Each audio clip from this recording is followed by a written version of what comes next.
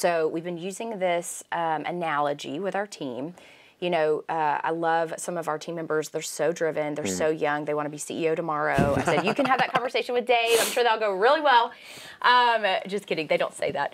But we've been talking about if I took one of these team members into the gym tomorrow and I said, hey, I want you to lift 200 pounds. They would hurt themselves, right? So, and that's what it would be like today if you took all the tasks on your plate and you went to one of your team members and said, okay, tomorrow I want you to start doing all of this. They would have, at some point, quickly, a very visible burned down mode, right? Yeah. So what do you do? Well, I mean, I think in delegation, there's two extremes that are terrible. One is you do it too fast and you say 200 pounds, lift it now, or you never go to the gym. Right. You know, and if people will just consistently go to the gym and exercise 2 to 3 times a week, and every time they exercise, they add just a little bit more weight. Maybe, you know, the weight's gotten easy, so add another 20 pounds this week. But then work out with that weight for a month or two until it's easy again, and then add a little more weight. You'll look up one day, and you'll be the fittest person in the gym if you're just consistent. And the same thing is true for delegation or anything that matters in life that has the roots of a habit and a discipline that you're going to adopt. And in delegation, as leaders, if we'll just stop and go each week, we're going to make sure that when we make a decision or when we're talking about the work, we're also going to spend a little bit of time going, hey, in the past, I've always done this. Next time, I want to give you a 20-pound weight. I'd like you to do it. I'll be in the room with you. I'll watch you do it, and I'll have your back. If it gets squirrely or weird, in fact, we had an offsite yesterday where a guy that I'm working on, I gave him a 20-pound weight kind of as a surprise. He thought I was going to get up and lead part of the discussion, and I gave him the marker and the whiteboard, and I said, hey, you put this thing up there. And he did okay. You know, but I could also tell he was a little nervous. There was a bunch of senior leaders in the room, and I'm going to give him some feedback on some things I saw and observed. It wasn't a failure. It was kind of a low-risk environment, but the temptation I had in that moment 5 years ago, I just would have done it, and I wouldn't have seen that as an opportunity to give somebody a 20-pound weight. And I promise you, this guy, I know him, he's thought about that every hour since that moment. Like, how did I do? Did I do it the right way? Could I do it better? And the next time we meet, knowing him, he's hungry, he's always seeking feedback, he's going to go, hey, that day when you had me get on the whiteboard and draw that stuff and kind of lead that part of the meeting, I don't think I did that good. How could I, you know? And then that's a teachable moment. Oh, man, let's talk about that, because people want more responsibilities, but the people who grow the best, what are the habits that they're doing that as a leader allow us to grow them? For me, it's like pull feedback. Oh, yeah. Say more about that. I mean, pull feedback is number one. Like, if I have somebody that asks me great questions and wants feedback, now, not that annoying, like constantly in your face, has no idea of all the other responsibilities you have going on, but someone who appropriately asks for feedback on a regular basis, that is like, I mean, in the formula of success, that is a huge weight for me. Like, if you can ask the right questions at the right times and seek that feedback, you will grow exponentially. Right. This is huge. If you're working for a leader right now and you're listening to this, you've got to hear this. This is so monumental to your growth. Your leader, if they're normal, does not want to give you feedback. It's so uncomfortable. We do not want to come to our team and say, you're not doing a good job or you could do this better, because we want to talk about all the things that are going great and hope that you just get the memo and figure it out. And none of us actually love receiving feedback if we're normal human beings, because we have the fear that it means that we're a failure. And if we're a failure, we're going to get fired. If we get fired, we're going to be homeless and we're going to die and our worst nightmares are going to come true. It's like, that doesn't happen. But we put feedback on that level of fear where it's like, oh my gosh, if we talk about uncomfortable things, it's going to be a problem. And the truth is, it's the only way we develop self-awareness. It's the only way we grow. But ask your leader. And if you're leading a team, ask your team for feedback. When you ask, you're inviting people into that discussion, and they go, do you really want to know? Yeah, I really want to know. I'm not going to be mad at you. Just tell me. They go, well, actually, it's kind of obnoxious that you're always 5 minutes late for the meetings. Oh, I didn't even realize everyone cared. Okay, cool, I can work on that. And then you get better. But to have to come and tell somebody like, hey, you're 5 minutes late for the meeting all the time, what the crap, get your stuff together. No one wants to really come off that hardcore, you know. No one wants to be a bossy boss. Yeah.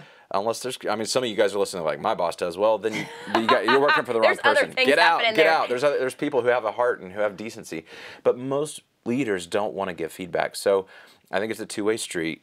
when you pull feedback, you're asking, what could I do better?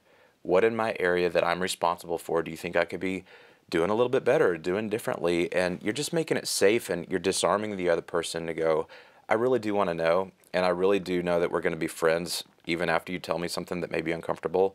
And I'm actually going to see that as a gift. I'm going to see it as a blessing. I'm going to see it as you're helping me get better, not you're telling me something you don't like about me, and now all of a sudden I'm going, I must be a failure in life. Right. You know. I want to hit 2 tips that you've shared with me in the past that I feel like have been a game changer for me.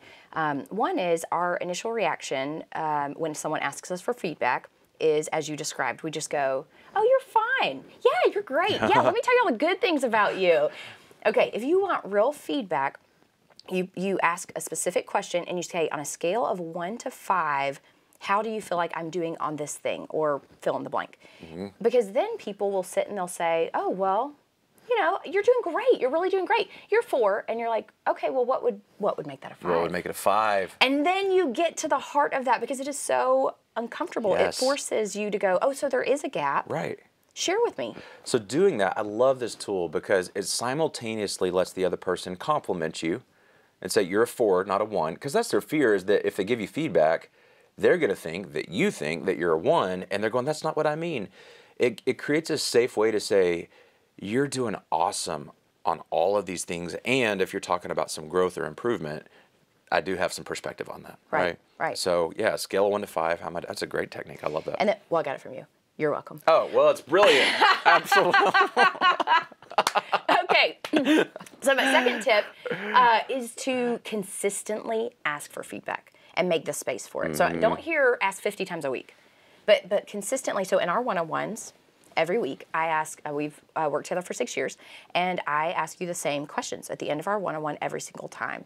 And it's around, what is it about my personal brand I may not be aware of and that I should be? Is there anything with EntreLeadership that you worry is a gap for me? And is there just anything that's top of mind that's worrying you right now and keeping you up that I should know? And it forces you're not hiding that stuff from me, but you're so busy. Well, I'm not always thinking about it. Right. Or then I'll think about it on the drive home and go, oh, I need to give Sarah this feedback, but then it's going to feel like I just blindsided you if it's out of nowhere. So it makes it just a normal part of the discussion. I will tell you, if you're a leader listening to this, you're probably going, oh, I'm going to make my team ask those questions all the time now. Don't do that.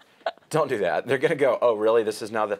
Start doing it to them. Like, model this first. Your team is so intimidated by you just because you're the leader, and you're never going to hear it from them. They're always going to tell you what you want to hear unless you go into their world and go, hey, I'm your leader, and I'm sure it could be awkward sometimes for you to tell me things I could work on, but I just want you to know, is there anything as your leader that I could do a better job in supporting you and believing in you and clarifying the vision? If you start to model this first, then 3-4 months from now, you've gone first and said, I'm going to be vulnerable with you, and I'm going to be open to your feedback. And also, when they give you feedback, don't go, oh, no, here's why you're confused and you shouldn't see that way. Take what's true about it and actually go work on it, even if it was only 10% accurate. Then later you could kind of change the perspective a little bit, as long as they're not argumentative. Then 3 or 4 months in, you've been doing this, you've been seeking feedback, you've been pulling from your team. Now you can go, hey, you know how I've been asking for your feedback? I'd love for you to start doing that with me. And then you can introduce that. So don't go back and go, we have a new feedback policy. You're going to ask me every time we meet, can I do anything better? That's so lame and plastic. And that's the stuff I was talking about. It's a check the box move. Yeah, it's a check the box thing. And that's where I was saying in my kind of early 20s as a younger leader, I would hear a technique like that, and I would go jump in and just try to implement the technique, and I would miss the whole heart and the relationship, and be a decent person. Connect with people where they're at. Don't come off as like, I found a great technique that's going to somehow robotically create a relationship that's not actually coming from a place of authenticity. Right.